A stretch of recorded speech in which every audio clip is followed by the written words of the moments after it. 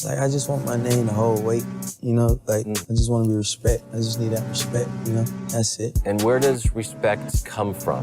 Is it how you carry yourself? Is it the lyrics? Is it the videos? What is it for you? Everything. Most definitely how you carry yourself, you know what I'm saying? Maintaining, stay 10-toe, loyalty, and just getting money, you know what I'm saying? Keeping the ones around me that I trust, you know, and just keep selling. Yeah, well, we're supposed to be here, bro. I'm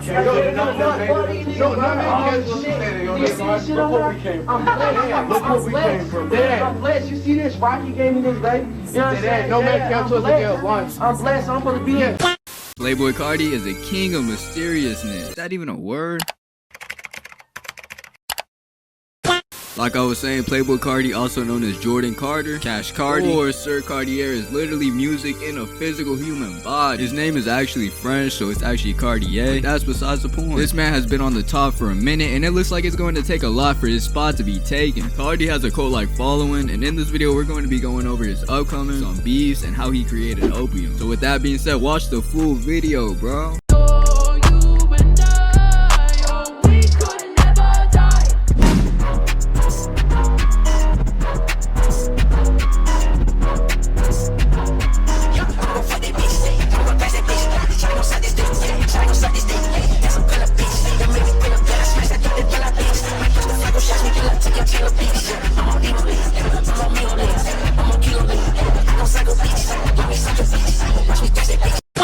September 13, 1996 was the day that the King Vamp himself was born in Atlanta, Georgia. Carti even had a passion for basketball growing up. Hoop dreams. I was young, AI, didn't go to practice. That was the time when I was like really like ducking, like scoring. Like it was really hoop like no rap. Like I was really on the court balling, like really balling, been balling. I was just doing other shit. I should smoke before I go to practice, get on the court. Dropped like 30 on niggas like crazy. Like had the city going wild. AI was my favorite player. Michael Jordan, Tracy McGrady, Vince Carter, hood classics, man. Like I'm really off basketball now. Just quiet for basketball.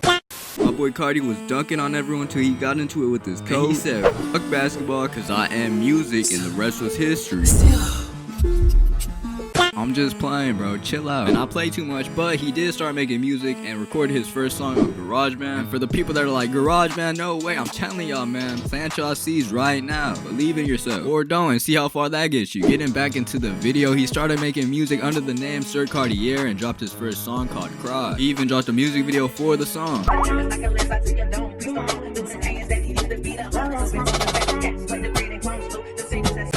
Growing up, Carti came from the suburbs of ATO in a high crime rate area. He was inspired by legends such as Prince, Michael Jackson, Young Jeezy, and Lil Wayne. He dropped his first project called Young Misfits, but it didn't go as crazy as the songs would go nowadays. Carti already knew he wasn't going to college, so instead he started pushing even harder on music. He would make a SoundCloud and change his name from Sir Cartier to his new name, Playboi Carti. Carti would get into contact and work with a producer named Ethereal, but before anything, Carti said he wanted his beats to be different and unique. He would continue making music and eventually would get signed to Awful Records, who was founded by Father, and dropped his first song called Young Zan Ho. Carti was dropping music that was way ahead of his time, which made Carti very unique as an artist. He would later start working with another producer called Mexico Dro, and their chemistry was on point. Mexico Dro and Carti working together would really help Carti reach a bigger audience, and his followers and songs were going up in numbers. He was still underground around this time and moved to New York. He started networking with people and even linked up with Ian Connor. Ian and Carti both liked fashion and became good friends. It even got to the point where Ian would ask to manage Carti. Carti accepted the offer and even left the label that he was signed to at the time. Ian got so many new eyes on Carti, and some of those eyes were some big artists like A$AP Rocky. Carti ended up linking up with Rocky, and they became best friends.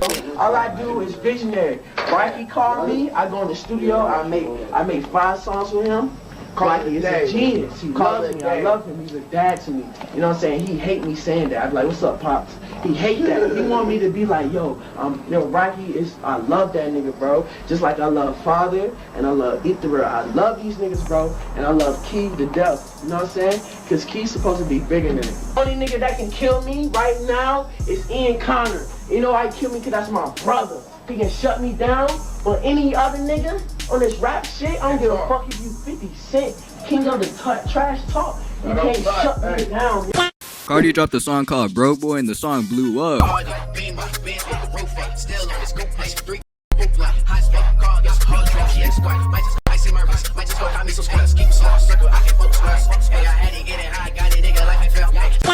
But it wouldn't stop here because it was only just the beginning. He was buzzing, so he dropped another song called Fetty featuring Dash and Maxo Cream. I just love Houston, I just love Earth. Lean in my car, on my blunt. Got some hoes who gon' fuck. I'm still pouring up, I can see in his face. Cause I'm on my waist. Now you all on her face. That hoe give me face. That hoe give me face. Damn, that hoe give me face. Fetty on fetty on fetty on. After this, he would get signed to ASAP Mob and would blow up even more. He and Connor hinted at a new Cardi tape, but the tape never came out. And this actually happens a lot in Cardi's career. He would always hint at stuff, but never end up dropping the actual tape. In my opinion, I think this is the best thing he could have done because it made his fans fiend for more of his music. He would drop his song called What and B-Lone Thug featuring Uno the Activist. And around this time, he would start working with Lil Uzi and drop the song called Left Right. Right, bitch. I got dots, yeah. Love right tricks. Switching bras, yeah. Damn, I'm on some shit. My dick up on her, now she calling me and talking about no shit. I'm out the beam, walking on my mother dress and shit. Okay, cool. Diamonds dancing on my wrist. Okay, boo, but my nigga did crook. Diamonds dancing like Beyonce got shotty on my wrist.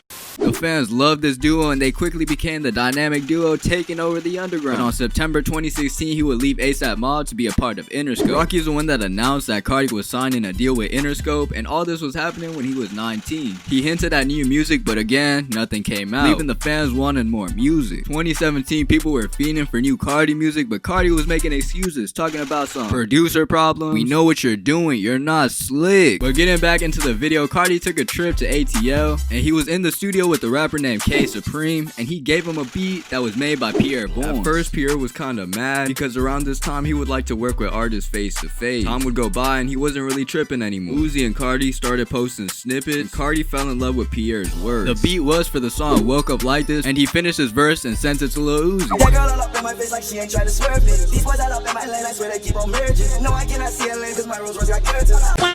They would start posting snippets, and Cardi fell in love with Pierre's words. He posted 2 songs featuring Lil Uzi and was showing love to Pierre, and the songs would end up going crazy. April 2017, he dropped his project called Playboi Carti, basically named after himself. It had a few songs produced by Pierre and Mexico Dro. After this drop, he would go from underground to mainstream. But later in Cardi's career, Pierre would break up with Cardi, and they would even start beefing. The song responsible for Cardi going mainstream was Magnolia, produced by Pierre.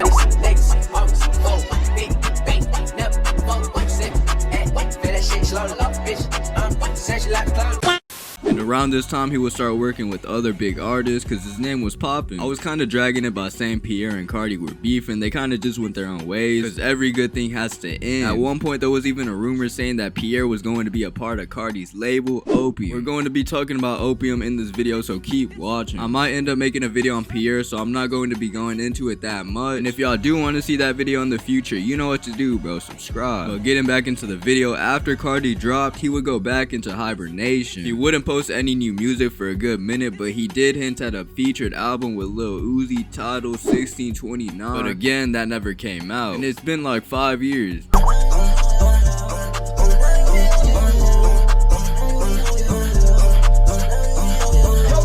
Uzi and Cardi weren't always on good terms though. There was a point where Lil Uzi and Cardi were even beefing. Fans would ask Uzi if he was cool with Cardi and he said no. A lot of people thought the beef was fake, but Uzi responded saying that the beef was not fake and they linked up and scrapped it out. I'm not gonna lie, some of you rappers need to take notes. If it's not gonna matter in 5 years, it shouldn't even matter for real. Some of these rappers nowadays will crash out for the smallest things. Some niggas can say I changed on them because I thought they was on the same shit I was on, but they not. Or they was on some shit that I wanted to be on, and when I got on that shit, I got on it, then surpassed them, and they was just lost in the sauce. I'm like, damn, how the fuck you gon', nigga, you ain't even boring. Nigga, you not even practicing what you preach, my nigga. The fuck is you doing? 2018, Cardi dropped Love Hurts featuring the man himself, Travis Scott.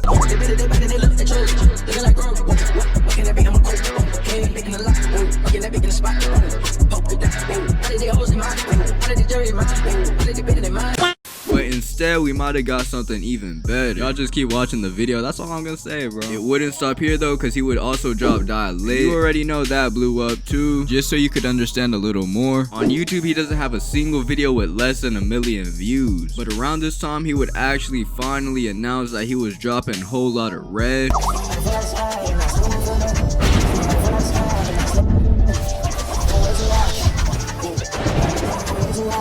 But again, he would disappear. The fans got excited. We finally are getting new music from Cardi. Everyone was expecting the baby voice Cardi, but instead got something else. Cardi was now a vamp.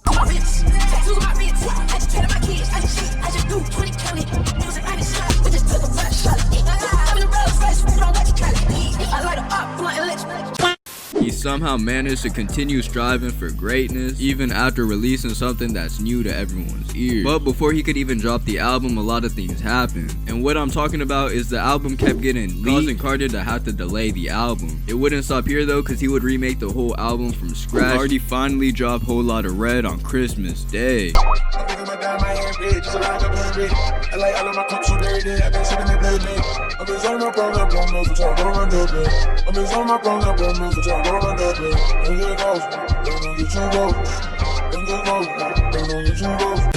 At first, the fans were not rocking with it.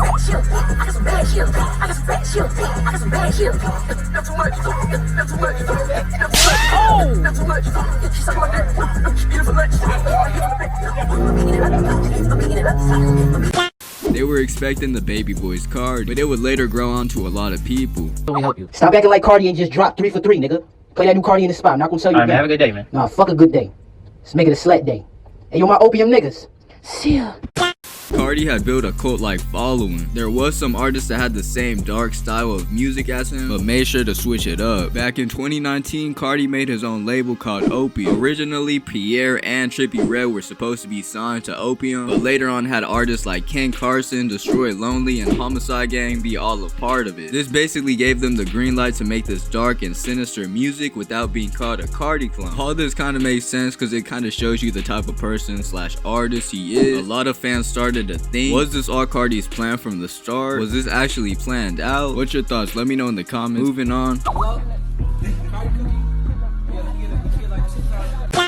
TikTok was a huge help to Carti. Anytime the fans would get new music, leaks, snippets, anything they could get their hands on, they would go on TikTok and promote it without Carti even having to ask. The current Opium members were dropping music, and them dropping music would also give more hype to Carti because they were basically now a part of Carti. He hinted at a project called Narcissist, even hinting at a tour. I even remember seeing billboards promoting it, but nothing ever came out of this. He dropped a clothing line and that was about it. Till we finally got confirmation that Carti was finally dropping, and this time he wasn't lying. The rollout for music would start and music was supposedly dropping very soon.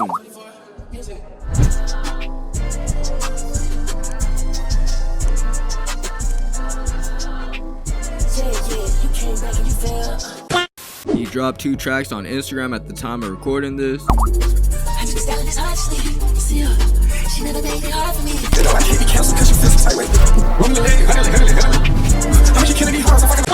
He was also throwing shade at someone posting this tweet, a Young Thug. But if you aren't slow, then you would know that this is probably just to push his music even more. Even though Carti doesn't need any of the extra attention, if we're being real. Fuck about none of this shit, nigga. Any nigga that got beef with Young Carti, bro, is a lame, bro.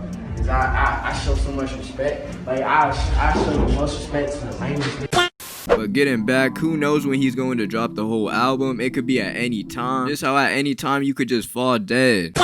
But last thing I did want to say is Carti brings something new to the table every time he drops. At the time of recording this video, he hasn't dropped music yet, but a lot of people like academics are saying that he's actually going to drop because he already dropped 2 songs with a lot of hits and he's been very active recently. So I guess we're just going to have to wait. Carti knows what he is doing. He knows what his fans are capable of, because you know damn well Carti's fans are about to put every clue they find and make it make sense. But honestly, this isn't a bad thing. It just makes Carti's fan base different and unique, just like him. The reason why Carti is where he's at now is because he always comes up with a new style, sound, and art, which makes him unique because he's the only one doing it like he does it and it can't be replicated. I've been rocking with Carti for a minute and I really mess with his music, so I can't wait till he drops music. Let me know y'all's thoughts down below, and if it's not out when this video is out, then come back and comment. The last thing I'm gonna say is, if you're not making art, are you really an artist? I tell the young niggas like this, like, look, man, like, until you find them, just keep doing you. You know, they always watching.